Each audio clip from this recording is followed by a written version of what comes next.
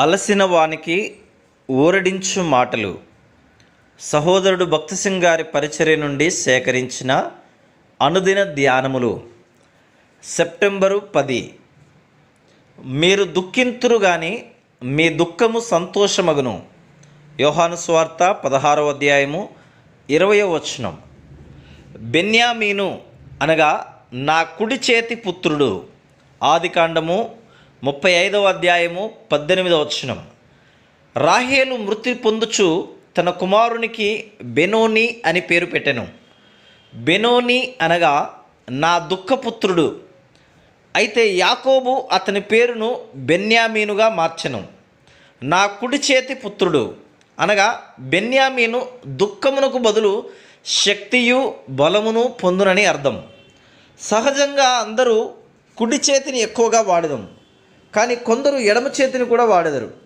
యాకోబు నా కుడి చేతి పుత్రుడు లేక నా బలమైన కుమారుడు అని సెలవిచ్చుట ద్వారా అతడు దుఃఖ సమయములో పుట్టెను గనక అధికమైన బలము మరియు సంతోషమును కలిగి ఉండునని చెప్పెను.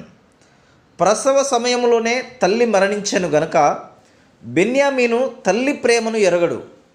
కానీ బెన్యామీను ద్వారానే తన సహోదరులు యోసేపు దయకు పాత్రులుగా చేయబడిరి. యోసేపు తన సహోదరుల ద్వారా ద్వేషించబడినను అతడు బెన్యామీనును చూచినప్పుడు తన హృదయము కరిగినదై వారిని క్షమించుటయేగాక వారికి బహుమానములు కూడా ఇచ్చెను. కావున ఇట్టి శ్రమలు మనలను దేవుని కుడిహస్తమునకు నడిపించునని బెన్యామీను జీవితం ద్వారా గ్రహించగలుగుతున్నాం.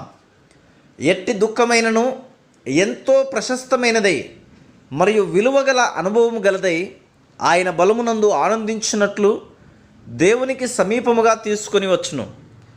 కొన్ని సమయములలో దేవుడు మనలను బహు దుఃఖకరమైన అనుభవముల ద్వారా తీసుకొని వెళ్ళవచ్చును.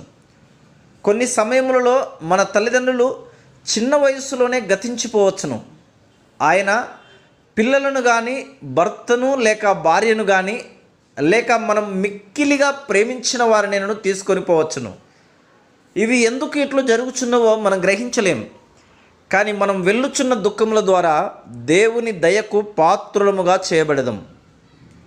మిక్కిలి వేదనకరమైన అనుభవముల ద్వారా వెళ్ళుట వలన ఇతరుల భారములు భరించుటకు నేర్చుకొనుచు దేవుని యొక్క దయను పొందునట్లు ఆయన కుడిహస్తం చెంతకు వచ్చుటకు అర్హులముగా చేయబడుచున్నాం.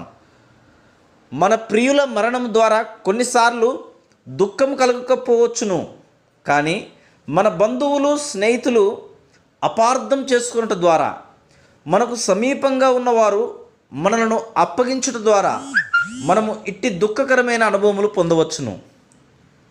ఇవన్నీ మనలను బెనోని దుఃఖపుత్రుని అనుభవం నుండి బెన్యామీను కుడి చేతి పుత్రుని అనుభవంలోనికి తెచ్చును. Praise the lord.